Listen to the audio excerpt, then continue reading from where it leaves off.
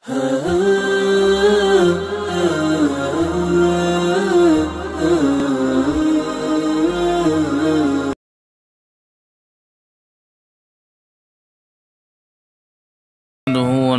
ونسلم على رسوله الكريم اما بعد فاعوذ بالله من الشيطان الرجيم بسم الله الرحمن الرحيم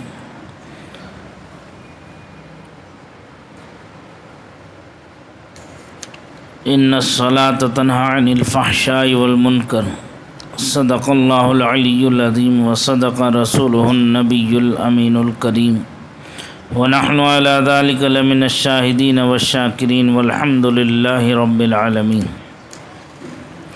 درود پاک کا نذرانہ پیش کریں، پڑھے اللہم صلی علی سیدنا و مولانا محمد معدن الجود والکرم و آلہ و صحبہ وبارک وسلم صلاۃ و سلاما علیک یا رسول اللہ، صلاۃ و سلاما علیک یا حبیب اللہ صلی اللہ تعالی علیہ وسلم۔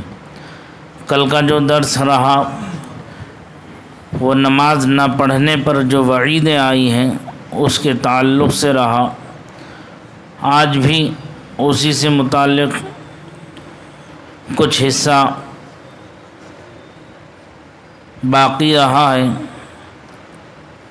حضرت امام بہقی رحمۃ اللہ تعالی علیہ نے اپنی سند سے روایت کیا کہ حضرت عمر بن خطاب رضی اللہ تعالی عنہ فرماتے ہیں، ایک شخص نے بارگاہ نبوی میں حاضر ہو کر عرض کیا، یا رسول اللہ صلی اللہ تعالی علیہ وسلم، اللہ تعالی کے نزدیک اسلام میں سب سے زیادہ پسندیدہ کون سا عمل ہے؟ آپ نے فرمایا، وقت پر نماز پڑھنا، اور جس نے نماز کو چھوڑا اس کا کوئی دین نہیں، اور نماز دین کا ستون ہے۔ جب حضرت عمر فاروق اعظم رضی اللہ تعالیٰ عنہ پر حملہ ہوا تو عرض کیا گیا، اے امیر المؤمنین، نماز کا وقت ہے۔ آپ نے فرمایا، ہاں سنو، جو شخص نماز کو ضائع کرتا ہے اس کا اسلام میں کوئی حصہ نہیں۔ اور حضرت عمر فاروق رضی اللہ تعالیٰ عنہ نے اس حالت میں نماز ادا کی کہ آپ کے زخم سے خون بہہ رہا تھا۔ حضرت عبداللہ ابن شقیق تابعی رحمۃ اللہ تعالیٰ علیہ فرماتے ہیں، نبی اکرم نور مجسم صلی اللہ تعالیٰ علیہ وآلہ وصحبہ وسلم کے صحابہ کرام رضی اللہ تعالیٰ عنہم ترک نماز کے علاوہ کسی عمل کو کفر نہیں جانتے تھے۔ یہ مطلب نہیں کہ نماز نہ پڑھنے والا کافر ہو جاتا، بلکہ اس کی شدت اور بہت بڑا جرم ہونے کی طرف اشارہ ہے، یعنی نماز نہ پڑھنا تو کفار کی علامت ہے۔ مسلمان ایسا کیوں کرتا ہے؟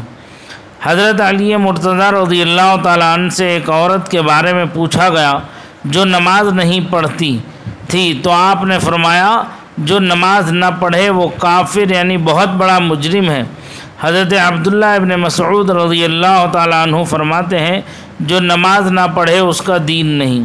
حضرت عبداللہ ابن عباس رضی اللہ تعالیٰ عنہما فرماتے ہیں، جو شخص جان بوجھ کر ایک نماز بھی چھوڑے وہ اللہ تعالیٰ سے اس حالت میں ملاقات کرے گا کہ وہ اس پر ناراض ہوگا۔ جو شخص اللہ تعالیٰ سے یوں ملاقات کرے کہ وہ نماز کو ضائع کرنے والا ہو تو اللہ تعالیٰ اس کی کسی نیکی کی پرواہ نہیں کرے گا، یعنی وہ کیا عمل کرتا ہے اور کیا نیکی کرتا ہے، اللہ تعالیٰ کو اس کی پرواہ نہ ہوگی جب کہ وہ نماز کو ضائع کرتا ہوں۔ ابن حزم فرماتے ہیں، شرک کے بعد نماز کو اپنے وقت پر نہ پڑھنے اور کسی مومن کا ناحق قتل کرنے سے بڑھ کر کوئی گناہ نہیں۔ حضرت ابراہیم نخعی رحمۃ اللہ تعالیٰ علیہ فرماتے ہیں، جس نے نماز کو چھوڑا اس نے کفر کیا، یعنی کافروں والا کام کیا۔ حضرت ایوب سختیانی رحمۃ اللہ تعالیٰ علیہ بھی اس قسم کی بات فرماتے ہیں۔ حضرت عون ابن عبداللہ رحمۃ اللہ تعالیٰ علیہ فرماتے ہیں، جب بندے کو قبر میں داخل کیا جاتا ہے تو سب سے پہلے نماز کا سوال ہوتا ہے۔ اگر اس پل کو عبور کر لے تو دوسرے اعمال کو دیکھا جاتا ہے، ورنہ دوسرے اعمال کو نہیں دیکھا جاتا۔ نبی اکرم نور مجسم صلی اللہ تعالیٰ علیہ وسلم نے ارشاد فرمایا، جب بندہ نماز شروع وقت میں مستحب وقت میں نماز پڑھتا ہے تو وہ نماز آسمان کی طرف جاتی ہے اور اس کے لیے نور ہوتا ہے حتیٰ کہ وہ عرش تک پہنچ جاتی ہے، اور قیامت تک نماز پڑھنے والے کے لیے بخشش کی دعا مانگتی رہتی ہے۔ وہ کہتی ہے، اللہ تعالیٰ تیری حفاظت فرمائے جس طرح تو نے میری حفاظت کی۔ اور جب بندہ وقت کے بعد نماز پڑھتا ہے تو وہ آسمان کی طرف اس طرح جاتی ہے کہ اس پر تاریکی چھا جاتی ہے، اور جب وہ آسمان تک پہنچتی ہے تو وہ پرانے کپڑے کی طرح لپٹی ہوئی ہوتی ہے اور اسے اس نمازی کے منہ پر مارا جاتا ہے، اور وہ کہتی ہے، اللہ تعالیٰ تجھے ضائع کرے جس طرح تو نے مجھے ضائع کیا۔ حضرت امام ابو داود نے اپنی سنن ابی داود میں حضرت عبداللہ ابن عامر بن عاص رضی اللہ تعالیٰ عنہما سے روایت کیا کہ نبی اکرم نور مجسم صلی اللہ تعالیٰ علیہ وسلم نے فرمایا، 3 قسم کے آدمی ایسے ہیں کہ اللہ تعالیٰ ان کی نماز قبول نہیں کرتا۔ وہ شخص جو کسی قوم کی امامت کرے اور وہ اسے ناپسند کرتے ہوں۔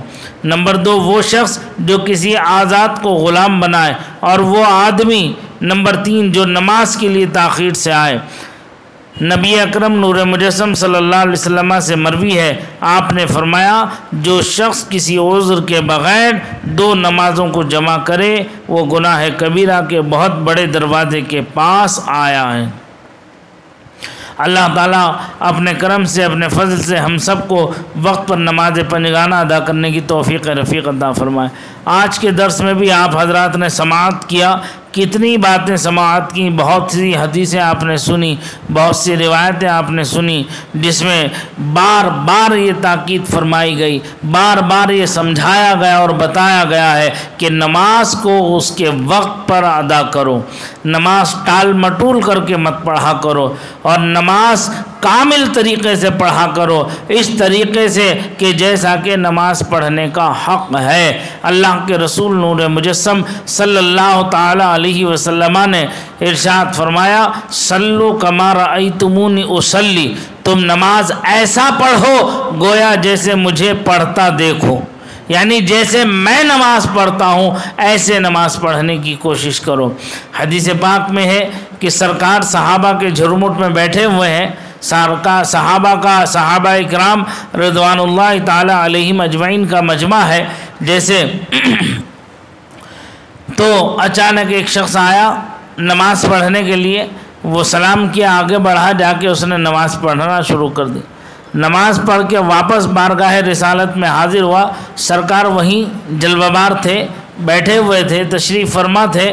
وہ شخص آنے کے بعد میں سلام کرتا ہے، سلام کر کے محفل میں بیٹھنا چاہتا ہے تو سرکار فرماتے ہیں چل اٹھ۔ سرکار کیا فرماتے ہیں؟ چل اٹھ، جا نماز پڑھ، تو نے نماز نہیں پڑھی۔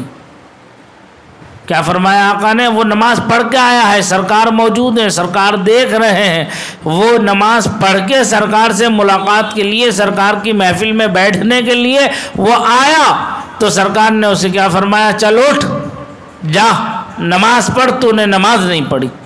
وہ کہتے ہیں وہ اٹھے، راوی کہتے ہیں کہ وہ اٹھے، جانے کے بعد انہوں نے نماز پڑھ لی، پھر سے پڑھ لی وہی نماز، پھر کہتے ہیں پلٹ کے پھر آئے سرکار کی بارگاہ میں، سرکار نے پھر دوبارہ ارشاد فرمایا چل اٹھ، آگے بڑھ، نماز پڑھ، تو نے نماز نہیں پڑھی۔ وہ راوی کہتے ہیں کہ وہ دوبارہ بھی چلے گئے نماز پڑھ، جب نماز پڑھ کے پھر آئے تو پھر جب دوبارہ آ کے بیٹھنا چاہا تو سرکار نے پھر انہیں تاکید فرمائی چل اٹھ، نماز پڑھ، تو نے نماز نہیں پڑھی۔ تو وہ اب کہتے ہیں، وہ صحابی رسول تھے، کیا کہتے ہیں؟ کہتے ہیں اللہ کے رسول، جیسی نماز مجھے یاد تھی، جیسی نماز مجھے آتی تھی، میں نے ویسی نماز اللہ کے رسول پڑھ لی، اب اس میں کوئی کمی ہے، کوئی غلطی ہے تو آقا ارشاد فرما دیں تاکہ میں اس کی اصلاح کر لوں۔ اگر آج کی کوئی کسی سے کچھ کہہ دے تو کیا کہے گا؟ آئے سمجھ میں؟ تو ایک مرتبہ تو پڑھ لے گا، دوبارہ سے کہہ دیا جائے تو وہ جان کو آ جائے گا، چڑھ جائے گا، سمجھ میں آ رہی بات؟ لیکن وہ صحابی تھے، بارگاہ رسالت کا ادب و احترام جانتے تھے۔ ایسے جانیں اپنی قربان کر دیتے تھے عظمت رسول پر. تو وہ کہتے ہیں اللہ کے رسول جیسے مجھے آتی تھی نماز میں نے ویسے پڑھ لی. اب اس میں کوئی خامی ہے کوئی غلطی ہے تو اللہ کے رسول ارشاد فرما دیں میں اپنی اصلاح کر لوں. سرکار ارشاد فرماتے ہیں تو نے قیام صحیح نہیں کیا, تو نے رکوع صحیح نہیں کیا, تو نے سجدہ صحیح نہیں کیا, لہذا جا کر کے اپنے ان حالات کو درست کر اور پھر نماز پڑھ. کیوں؟ دیکھو قیام فرض ہے, رکوع فرض ہے, سجدہ فرض ہے, قاعدہ فرض ہے. سمجھ میں آ رہی بات؟ تو اب یہ فرائض ہیں. مسئلہ یہاں کلیئر ہو گیا کہ اگر واجب نماز میں فرض بھی ہیں اور واجبات بھی ہیں. نماز میں حالت نماز میں کوئی واجب چھوٹ جاتا ہے تو سجدہ سہو کر لینے سے نماز مکمل ہو جاتی ہے. لیکن اگر کوئی فرض کی ادائیگی میں کوئی کمی رہ گئی, فرض ادا نہ ہوا, تو جو ہے نماز کا دوبارہ لوٹانا اس کے اوپر لازم ہے. سمجھ میں آ رہی بات؟ تو وہ کہتے ہیں اللہ کے رسول جیسے میں نے پڑھتا ہوں ویسے میں نے پڑھ لی, اب غلطی بتا دیں. تو سرکار نے جیسے بتایا تو پھر وہ واپس پلٹ کر کے گئے, ویسے ہی انہوں نے نماز پڑھی اور نماز پڑھ کے پھر بارگاہ رسالت میں حاضر ہوئے. پھر سرکار نے فرمایا آؤ بیٹھو. سمجھ میں آ رہی بات؟ تو یہ جو چیزیں ہیں ہمارے لیے درس عبرت ہیں. اور کتنی مرتبہ ہم نے سنا کہ جو ہے حدیث پاک میں فرمایا گیا الصلاۃ عماد الدین فمن اقامها فقد اقام الدین ومن ترکها فقد ہدم الدین. نماز دین کا ستون ہے, جس نے اسے قائم کیا اس نے دین کو محفوظ کر لیا, اور جس نے اسے ضائع کر دیا اس نے اپنے دین کو برباد کر لیا. فقد ہدم الدین یعنی اس نے اپنے دین کو ڈھا دیا کا مطلب ہے اپنے دین کو برباد کر لیا. نماز ان اہم امورکم الصلاۃ, سرکار نے فرمایا تمہارے تمام معاملات میں سب سے اہم معاملہ جو ہے وہ نماز ہے. اسی لیے حضرت علی کو وصیت فرمائی تھی کہ فرض کا وقت آ جائے تو اس کی ادائیگی میں تاخیر نہ کرنا. ایک موقع پر آقا نے ارشاد فرمایا تھا اے ابو بکر تم بتاؤ کہ موت کو کتنا قریب جانتے ہو, عمر تم بتاؤ, فاروق تم بتاؤ, عثمان تم بتاؤ, علی تم بتاؤ. تو وہ ایک کے بعد دیگر کہنے لگے فجر پڑھتا ہوں ظہر کی امید نہیں, ظہر پڑھتا ہوں عصر کی امید نہیں, عصر پڑھتا ہوں تو مغرب کی امید نہیں, اور مغرب پڑھتا ہوں تو عشاء کی امید نہیں ہے. تو جب سرکار نے سب کا جواب سن لیا تو آقا کائنات نور مجسم صلی اللہ علیہ وسلم نے ارشاد فرمایا ارے ہے کوئی تم میں جو یہ محمد مصطفیٰ سے یہ پوچھے کہ وہ موت کو اپنے سے کتنا قریب جانتے. اللہ اکبر, کس کی جرأت ہوگی, کس کی ہمت ہوگی کہ آقا کائنات سے اس طرح کا کوئی سوال کر لے.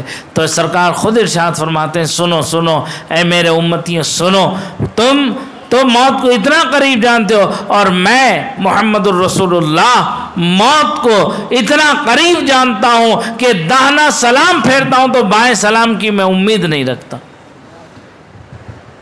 تو یہ دنیا بے ثباتی دنیا ہے. اس بے ثباتی دنیا کے لیے کیا للچانا, اس نادار دنیا پر کیا مرنا, کیا دل لگانا اس دنیا سے. یہ تو فانی ہے, ختم ہونے والی ہے. باقی جو ہے وہ اللہ وحدہ لا شریک کی ذات ہے. ہمیشگی کی زندگی جو ہے وہ آخرت کی زندگی ہے. جنتی جنت میں رہیں گے. جب معاملات ہو جائیں گے, حساب کتاب سب نبٹ جائے گا, سارے معاملات حل ہو جائیں گے, تو موت کو بھی موت آنی ہے. موت کو بھی موت آنی ہے. ایک ندا کرنے والا ندا کرے گا, پکارے گا, پکار کر کے جب اس کی آواز سنیں گے جنتی تو ڈر کے مارے گھبرائیں گے اور ڈرتے ڈرتے جھانکیں گے باہر جنت سے کہ نہیں معلوم کہ اب کیا پروانہ آ گیا، کہیں ایسا تو نہیں ہے کہ ہمیں جنت سے نکالا جا رہا ہو۔ تو جہنمی جو ہے خوشی کے مارے جو ہے ایک دوسرے پر فوقیت لے کر کے جلدی سے جھانکنے کی کوشش کریں گے، کہیں ایسا تو نہیں ہے کوئی ہماری نجات کا کوئی پروانہ ہمیں مل رہا ہو۔ تو جب یہ ادھر جنتی جنت سے جھانکیں گے اور جہنمی جہنم سے جھانکیں گے تو وہ ندا کرنے والا ندا کرے گا اور ایک مینڈے کی شکل میں موت کو لایا جائے گا، پھر اسے ذبح کر دیا جائے گا۔ ذبح کرنے کے بعد وہ ندا کرنے والا کہے گا سنو سنو اے جنتیوں، اے جہنمیوں، سنو سنو، آج موت کو بھی موت آ گئی، آج موت کو بھی موت آ گئی۔ اب جنتی جنت میں ہمیشہ ہمیش رہیں گے، خالدین فیہا ابدا، اور جہنمی جہنم میں ہمیشہ ہمیش رہیں گے۔ اب نہ جنت سے جنتیوں کو نکالا جائے گا، نہ جہنم سے جہنمیوں کو کوئی نجات ملے گی۔ اب ہر ایک اپنے اپنے عذاب میں مبتلا رہیں گے، وہ اپنے رب کی نعمتوں میں مبتلا رہیں گے، اپنے رب کی نعمتوں میں مصروف رہیں گے، اپنے رب کا شکر ادا کرتے رہیں گے، کیونکہ انہوں نے پوری زندگی جو اللہ نے انہیں اپنے کرم سے عطا فرمائی تھی اللہ کی اطاعت و فرما برداری میں گزاری۔ اللہ نے اس کا صلہ، اس کا بدلہ انہیں جنت کی صورت میں عطا فرما دیا۔ لہذا اب جنتی ہمیشہ جنت میں رہیں گے، اور جہنمی تم سنو، تم نے اپنے رب کی نافرمانی کی، اس کے احکام کی، اس کی حکم عدولی کی، اور تم نے اپنے رب کو ناراض کر دیا۔ تم نے دنیا کی لذتوں کے پیچھے پڑھنے کی وجہ سے، دنیا کی معمولی سی چیزوں کو حاصل کرنے کی دوڑ دھوپ کی وجہ سے تم نے آخرت کی ہمیشگی کی نعمتوں کو تم نے ٹھکرا دیا۔ لہذا تم نے ان نعمتوں کو ٹھکرایا ہے، رب نے تمہیں ٹھکرا دیا ہے۔ اب تم ہمیشہ ہمیش کے لیے جہنم میں پڑے رہو، سڑے رہو، عذاب پہ عذاب میں مبتلا رہو۔ سمجھ میں آ رہی بات؟ تو یہ دنیا بے ثباتی دنیا ہے، اس کے لیے ثبات نہیں ہے، یہ سب فنا ہونا ہے، یہ سب ختم ہونا ہے۔ آج نہیں تو کل ہمیں بھی اس دنیا سے رخصت ہونا ہے، نہ ہم یہاں ہمیشہ کے لیے بیٹھے رہیں گے، نہ آپ ہمیشہ کے لیے یہاں بیٹھے رہیں گے۔ جو وقت بھی اللہ نے ہمیں اپنے کرم سے عطا فرمایا ہے، اس وقت کی قدر کرتے ہوئے جو عبادتیں ہم پر فرض ٹھہرائی گئی ہیں، ہم اپنی ان عبادتوں کو ادا کریں۔ ارے یہ تو 5 وقتہ نماز تو ویسے ہی ہم پر فرض ہے، ہم یہاں کے لیے کسی صورت میں نماز معاف نہیں ہے۔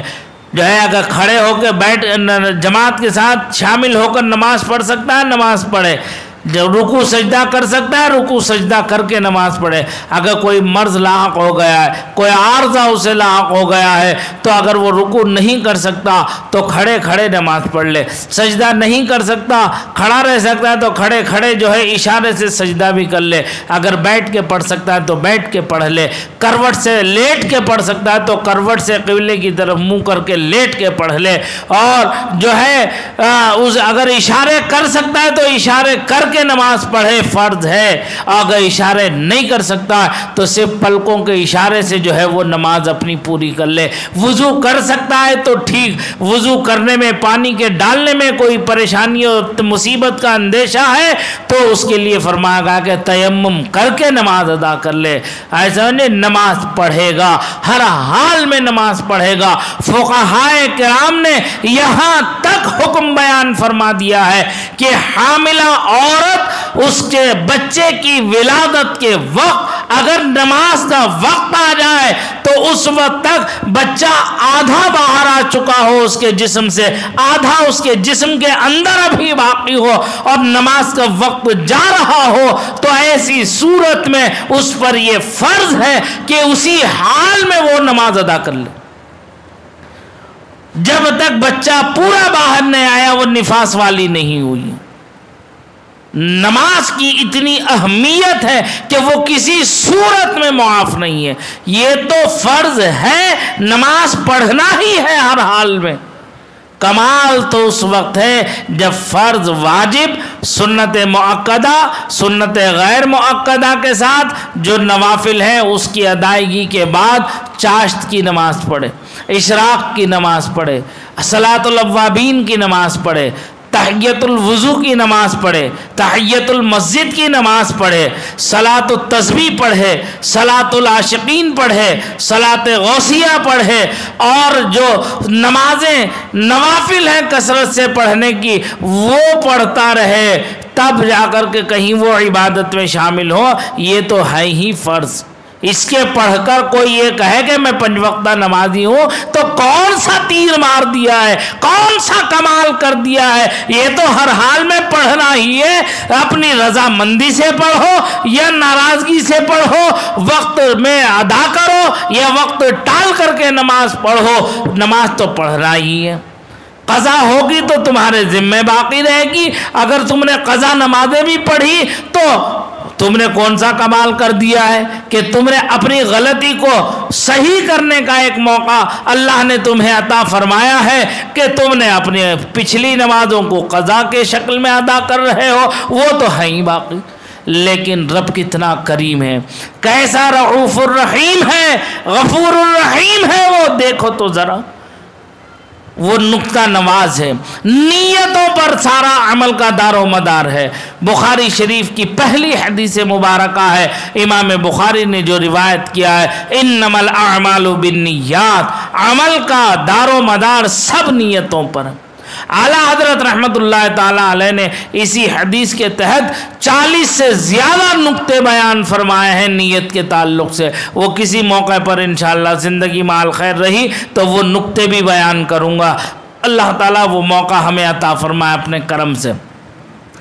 یہاں صرف ایک بات عرض کر کے اپنی بات کو ختم کر رہا ہوں۔ بشری تقاضوں میں، شیطانی وسوسوں سے، نفسانی خواہشات سے اگر ہم سے یہ غلطی ہو گئی، یہ بھول ہو گئی کہ ہم نے جو نماز فرض تھی، لڑکے پر 15 سال سے نماز فرض ہے اور جو ہے جب سے اس پر نماز فرض ہوئی ہے، اب آ کر 40-50 سال کی عمر میں اسے کچھ احساس ہوا ہے، احساس گزرا ہے کہ میری پوری زندگی یوں ہی ضائع ہو گئی، اب قبر کی منزل کی طرف میں دھیرے دھیرے بڑھ رہا ہوں، تو اب اسے رب بھی یاد آیا، رب کا خوف بھی یاد آیا، اب یہ نماز کی طرف متوجہ ہوا، تو جو وقتی نماز ہے وہ تو ادا کر رہا ہے، خوف خداوندی دل میں ہے، اللہ کا خوف اس کے دل میں ہے، اور جو ہے وہ نماز پڑھنا اس نے شروع کیا، اور جو ہے اللہ کی بارگاہ میں توبہ و استغفار کرنے کے بعد اس نے یہ نیت کر لی، سچے دل سے نیت کر لی، اور توبہ بھی سچی توبہ کر لی۔ توبہ کے تعلق سے بھی فرمایا گیا ہے توبہ ایسی ہونا چاہیے جیسے کہ گائے، بھینس اور بکری کے تھن سے دودھ نکالنے کے بعد واپس اس کے تھنوں میں دودھ کو پہنچایا نہیں جا سکتا، یہ توبہ کرنے والا بھی ایسی ہی توبہ کرے کہ واپس پلٹ کر دوبارہ اس گناہ کی طرف کو نہ جائے، تو یہ توبہ النصوحہ ہے، یہ سچی توبہ ہے، اس گناہ کی طرف دوبارہ نہ پلٹ کر کے جائے، تو یہ ہے توبہ صادقہ، سچی توبہ یہ ہے۔ تو کہتے ہیں کہ ایسی توبہ کرنے کے بعد اس نے ارادہ کیا کہ جو میری زندگی کی نمازیں 15 سال سے بالغ ہونے کے بعد سے اب تک مجھ پر فرض تھی، جو میری بشری تقاضوں سے، شیطانی وسوسوں سے، نفس کی شرارت کی وجہ سے، اس کی خواہشات کی وجہ سے میں چھوڑ چکا تھا، اب میں انہیں دھیرے دھیرے کر کے سب ادا کروں گا اور کنٹرول میں لا کر کے اب یہ پکا عہد کروں گا کہ آج کے بعد میں کوئی نماز قضا نہیں کروں گا، کوئی نماز میں اگلی آنے والی جو فرض نمازیں مجھ پر ہیں وہ میں چھوڑوں گا نہیں، اور پچھلی نمازوں کی ادائیگی کو شروع کر دوں گا۔ تو وہ یہ ارادہ کر کے اس نے نماز کی ادائیگی قضا کی اپنی شروع کر لی۔ یہ جو بعض لوگوں کے اندر یہ مشہور ہے کہ 2 رکعت، 4 رکعت، 8 رکعت، 12 رکعت نماز اگر حاجہ قضائے عمری کے نام سے پڑھ لیں تو ساری نمازیں معاف ہو جائیں گی، ایسے ہرگز نہیں ہے، وہ فرض ذمے میں باقی ہے۔ 2 رکعت نفل نماز پڑھ لینے سے زندگی کی پچھلی قضا نمازیں وہ معاف نہیں ہوں گی جب تک کہ ادا نہیں کرو گے انہیں، وہ ادا ہر حال میں کرنا ہی ہے۔ تو اب اس نے جب نیت کرنے کے بعد میں اس نے دن 2 دن، ہفتہ 2 ہفتہ، مہینہ 2 مہینہ، سال 2 سال کی نمازیں اس نے پڑھنا شروع کر دی، پڑھ لی، ترتیب سے چل رہا ہے پچھلی۔ تو اب زندگی نے وفا نہیں کی، زندگی نے اس کی وفا نہیں کی، اور رب کا بلاوا آ گیا، اذا جاء اجلهم لا يستاخرون ساعة ولا يستقدمون، جب اجل آ جاتی ہے تو نہ لمحے بھر کی تاخیر ہے، نہ لمحے بھر کی جلدی ہے اس کے اندر، وہ اپنے وقت مقررہ پر آتی ہے۔ اب اسے موت نے آ لیا، اب اس کا انتقال ہو گیا، اب یہ دنیا سے رخصت ہو گیا، تو دیکھو اللہ کیسا کریم ہے۔ میرے پیارو، میرے عزیزو، ذرا دل پر ہاتھ رکھو، ذرا غور کرو کہ ہمارا رب ہم پر کتنی مہربانیاں کر رہا ہے، کیسا کرم فرما رہا ہے۔ یہ سب کا سب صدقہ ہے جناب محمد رسول اللہ صلی اللہ تعالیٰ علیہ وسلم کا۔ یہ رعایتیں پچھلی امتوں میں کسی کو نہیں تھی، یہ تو صرف ہمیں ملی ہے رسول اللہ صلی اللہ علیہ وسلم کے صدقے اور توفیل۔ اگر ہم اس کے باوجود رسول اللہ کے وفادار نہ رہے تو پھر ہمارا دنیا میں رہنا بیکار ہے، یہ ٹھکانہ ہمارے ہم حقدار نہیں ہے کہ ہم اس ٹھکانے میں رہ سکیں، کیونکہ یہ بھی رسول اللہ صلی اللہ علیہ وسلم کے لیے پوری کائنات جو بنائی ہے اپنے حبیب کے لیے پروردگار نے بنائی ہے۔ اسی لیے اعلیٰ حضرت امام اہل سنت نور اللہ مرقدہ نے ارشاد فرمایا ہے، زمین و زمان تمہارے لیے، چنین و چنا تمہارے لیے، بنے دو جہاں تمہارے لیے، یا رسول اللہ ہم آئے یہاں تمہارے لیے، اٹھے بھی وہاں تمہارے لیے، لوا کے تلے سرامے کھلے، رضا کی زبان تمہارے لیے یا رسول اللہ۔ جب تک زندہ رہوں تو رسول اللہ کے گن گاتا رہوں، نعت رسول پڑھتا رہو، اور دنیا سے رخصت ہوتے وقت نعت رسول پڑھتا رہوں، اور قبر میں اٹھوں تو نعت رسول پڑھتے ہوئے اٹھوں، حشر میں اٹھوں تو نعت رسول پڑھتے ہوئے اٹھوں، اور میدان حشر میں لوائے حمد کے نیچے جاؤں تو نعت مصطفیٰ پڑھتے ہوئے جاؤں۔ تو لہذا جو ہے ثنا میں کھلے رضا کی زبان، لوا کے تلے ثنا میں کھلے رضا کی زبان تمہارے لیے، یہ سب صدقہ ہے رسول اللہ صلی اللہ علیہ وسلم کا، کہ یہ رعایتیں اللہ تعالیٰ نے اسی امت کے لیے رکھا ہے، یہ خاصہ ہے اس امت کا۔ تو معلوم ہے اللہ کتنا غفور الرحیم ہے، اس کی اس توبہ، سچی توبہ کا اسے یہ صلہ دے گا پروردگار، کہ جتنی بیچ کا گیپ رہ گیا ہے نمازوں کا، اس کا جو پڑھ نہ سکا، ارادہ کر لیا تھا، ارے سال دو سال کی نہیں، ایک وقت کی نماز پڑھنے کا ارادہ کر لیا تھا اور اس نے ادا کر لیا، اور موت نے اسے آن لیا، تو باقی کا جتنا بقایا تھا اس کا ادائیگی میں، وہ سب کا سب ادائیگی میں شمار کر دیا جائے گا۔ اس کا سمجھ میں آ رہی بات ہے؟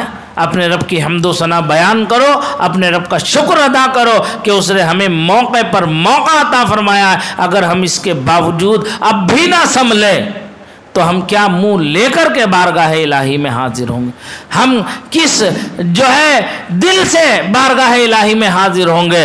تو یاد رکھنا ہمیشگی کا ٹھکانہ جو ہے وہ آخرت کا ہے، جنتی جنت میں ہوں گے اور جہنمی جہنم میں ہوں گے۔ اور نماز نہ پڑھنا یہ گناہ عظیم ہے۔ 5 وقتہ نماز پڑھنے کا عادی ہوتے ہوئے نماز کو ٹال مٹول کرنے والے کا کیا عذاب تھا، وہ آپ نے کل سماعت کر لی۔ سمجھ میں آ رہی بات؟ تو اللہ تعالیٰ مجھے آپ سب کو اس پر عمل کی توفیق رفیق عطا فرمائے، اور ہمیں سچی توبہ نصیب فرمائے، سچی توبہ کی توفیق رفیق عطا فرمائے۔ میرے ساتھ سب سچے دل کے ساتھ ایک مرتبہ پڑھ لیں، اپنے رب سے توبہ و استغفار کر لیں۔ ہم یہ نہ سوچیں کہ ہم ایک دوسرے کو دیکھ رہے ہیں بیٹھے ہوئے، بلکہ اس محفل میں اللہ کے فرشتے بھی موجود ہیں۔ کیوں؟ اس لیے کہ جہاں اللہ اور اس کے رسول کا ذکر ہوتا ہے وہاں فرشتے جوق در جوق شامل ہوتے ہیں، ہمیں نظر آئے یا نہ آئے، لیکن ان کی برکتیں، ان کی موجودگی کا احساس دلوں پر روحانی طور پر ضرور ہوتا ہے۔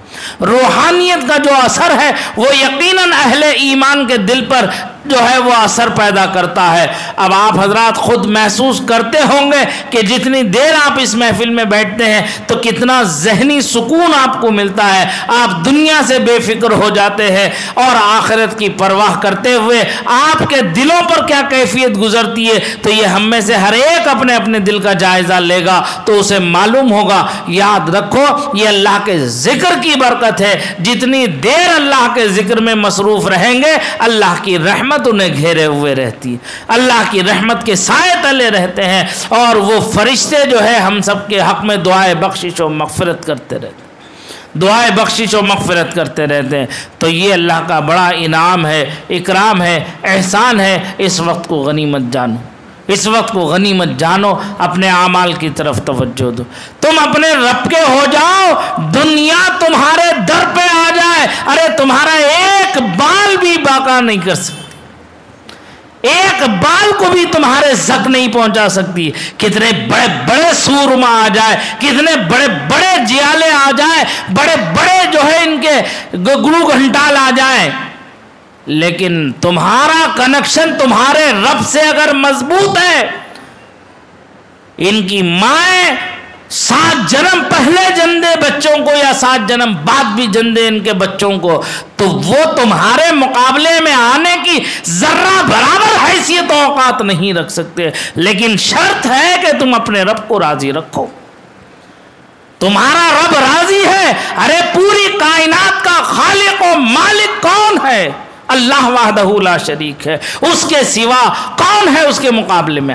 کل قیامت کے دن وہ ارشاد فرمائے گا لمن الملک اليوم، کہاں ہے وہ بادشاہ، کہاں ہے وہ حکمراں جنہیں اپنی حکمرانی پر ناز تھا، غرور تھا، تکبر تھا، گھمنڈ تھا، اندھے ہو چکے تھے اپنی حکمرانی میں، بادشاہت میں؟ کہاں ہے ان کی بادشاہت، کہاں ہے ان کی رعیت، کہاں ہے ان کے پیروکار، کہاں ہے ان کے جو ہے ارذلی، کہاں ہے ان کے دست و بازو، ان کے باڈی گارڈ کہاں ہیں، ان کے محافظ کہاں ہیں، ان کے نگہبان کہاں ہیں، ان کی وہ فوجیں کہاں ہیں، ان کے وہ دستے کہاں ہیں جنہیں اپنی فوج پر گھمنڈ تھا، اپنے دستوں پر گھمنڈ تھا، اپنی حکمرانی پر گھمنڈ تھا، اپنی کرسیوں پر گھمنڈ تھا؟ ہے کوئی میرے مقابلے میں آنے والا؟ لمن الملک اليوم، کس کی ہے بادشاہت آج، کہاں ہے وہ بادشاہ؟